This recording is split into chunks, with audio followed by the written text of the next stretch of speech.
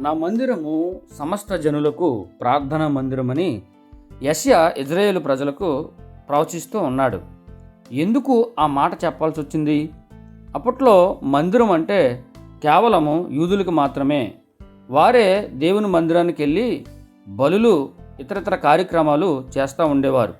అయితే యెషయా ఏమని చెప్తున్నాడు అని అంటే, అన్యుల్లో నుంచి ఇతర జనాంగం నుంచి దేవుణ్ణి తెలుసుకున్న వారు కూడా మందిరానికి రావచ్చు అనేటువంటి సంకేతాన్ని ఇస్తూ, అదేవిధంగా నేటి దినాల్లో ఉన్న మనకు కూడా ఆయన సమస్త జనులకు అంటే మరి అన్య ప్రాంతమైన మనకు కూడా దేవుడు ఆ అవకాశాన్ని ఇస్తున్నాడని ప్రవచిస్తూ ఉన్నాడు. అయితే మందిరం అనేసరికి బలులు, పండుగలు, ఇతరితర కార్యక్రమాలను సూచిస్తున్నాయి. కేవలము దానికే యూదులు కట్టుబడి ఉండిపోయారు.